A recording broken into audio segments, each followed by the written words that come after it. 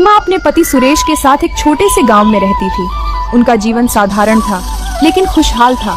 सुरेश मेहनती व्यक्ति था और सीमा घर संभालती थी। दोनों का आपसी प्यार और समझ सभी के लिए एक मिसाल थी। सुरेश हर दिन काम के लिए शहर जाया करता था और रात को गांव लौट आता था।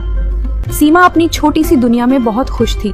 सुरेश, तुमसे बात करके मेरा सारा दिन बन जाता है। तुम्हारे बिना ये घर भी खाली खाली लगता है सीमा। तुम हो तो सब है। सुरेश, तुम घर पर जल्दी आजा करो। मुझे रात को बहुत ही डर लगता है। अगर तुम नहीं होते तो मुझे बहुत ही डर लगता है। एक दिन सुरेश शहर जा रहा था, तभी रास्ते में उसका भयानक कार एक्सीडेंट हो गया। सीमा को जब यह खबर मिली तो उसके दिल को गहरा धक्का लगा। अस्पताल में डॉक्टरों ने बताया कि सुरेश की दोनों टांगें हमेशा के लिए खराब हो गई हैं। वह अब चल फिर नहीं सकता था। इस हादसे ने दोनों की जिंदगी को बदल कर रख दिया। सुरेश के पैर खोने के बाद परिवार की सारी जिम्मेदारी अब सीमा पर आ गई थी। घर का खर्चा, सुरेश की देखभाल और भविष्य की चिंता ने सीमा के कंधों पर एक भारी बोझ डाल दिया था।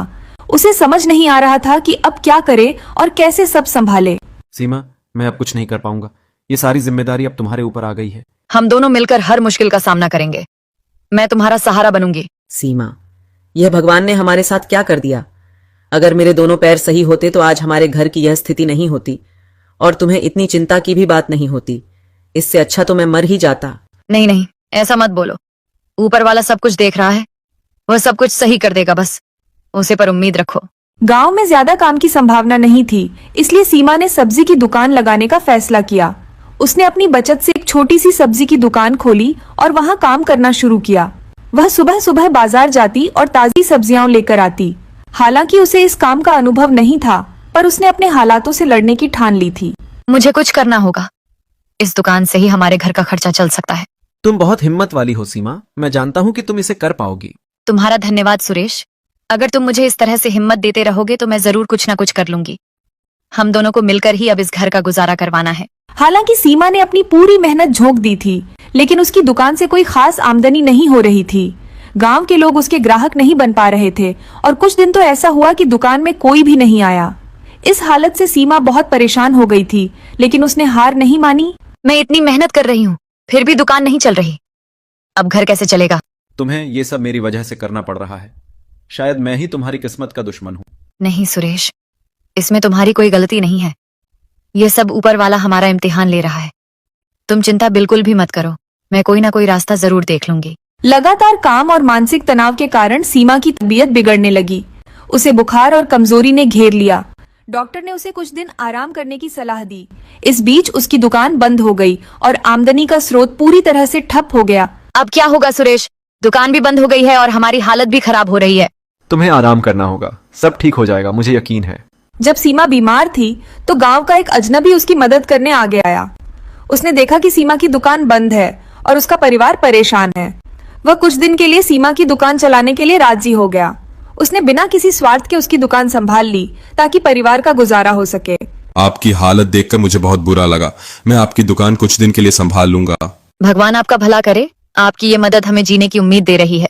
वैसे आप इतनी मेहनत कर रही हो, आपकी हिम्मत की डांट देनी पड़ेगी। आप एक औरत होकर पूरा घर चलाने की हिम्मत रखती हो। आप जैसी पत्नी भगवान सबको दे। नहीं नहीं, इसमें हिम्मत की बात नहीं है। मुझे ये सारी हिम्मत अपने पति से मिलती है। वह बहुत ही मेहनत करके घर का गुजारा करते थे, लेकिन एक दिन उनकी कार एक्सीडेंट में दोनों टांगें खराब हो गईं। इसलिए सारी जिम्मेदारी आप मेरे ऊपर ही आ गई है, तो मुझे घर का खर्चा चलाना पड़ता है। अजनबी ने कुछ दिन तक सीमा की दुकान चलाई, लेकिन वह भी ज्यादा दिन तक मदद नहीं कर पाया। जैसे ही वह चला गया, दुकान फिर से बंद हो गई। सीमा के सामने अब फिर से वही समस्याएं खड़ी हो गईं। वह और सुरेश अब पूरी तरह हताश हो चुके थे। अब तो हमारी आखिरी उम्मीद भी चली गई। अब हम क्या करेंगे? शायद हमारी किस्मत ही हमें हर बार अंधेरे में धकेल देती है। सीमा अब खुद को और अपने परिवार को इस हालात से निकालने के लिए एक नया रास्ता ढूंढने की कोशिश में जुट गई। उसने अपने अनुभव से सीखा कि अकेले कुछ कर पाना मुश्किल है। उसने गांव की अन्य महिलाओं के साथ मिलकर एक सामूहिक व्यवसाय शुरू करने की योजना बनाई। महिलाओं ने मिलकर सब्जियां उगाना शुरू किया और उन्हें गांव में बेचना शुरू किया। अगर हम सब मिलकर काम करें तो हम अपना भाग्य बदल सकते हैं। अकेले मैं नहीं कर पाई, लेकिन साथ मिलकर हम जरूर कुछ कर पाएंगे। तुम्हारी बात में दम है सीमा, हम तुम्हारे साथ हैं। गांव की महिलाओं के साथ मिलकर सीमा ने अपना काम फिर से शुरू किया। धीरे धीरे उनका व्यवसाय चलने लगा और उनका आर्थिक संकट खत्म होने लगा। यह न सिर्फ सीमा के लिए बल्कि पूरे गांव की महिलाओं के लिए एक नई शुरुआत थी। उनका संघर्ष अब सफलता की कहानी बन चुका था। हमारी मेहनत रंग लाई। हमने मिलकर इस मुश्किल से निकलने का रास्ता ढूंढ लिया। तुमने जो किया वह एक मिसाल है। तुम्हारी हिम्मत ने हम सबको नई जिंदगी दी है। नहीं सुरेश, ये सब हमारी सभी बहनों की वजह से हुआ है। हम सब गांव वालों ने मिलकर यह मेहनत की है और ये दिखा दिया है कि अगर हम एकजुट हो जाए तो हमें कोई नहीं हरा सकता। सीमा, मैं तुम्हारी इस हिम्मत की कदर करता हूँ और उन सभी गांव वालियों की। अगर तुम सब एकजुट हो जाओ तो तुम क्या कुछ नहीं कर सकती। तुमने दिखा दिया कि एक पति ही घर नहीं चला सकता, एक पत्नी भी अपना घर चला सकती है और अपना कर्तव्य अच्छे से निभा सकती है। कहानी हमें यह सिखाती है कि कठिन परिस्थितियों में भी हार मानने के बजाय संघर्ष करना चाहिए।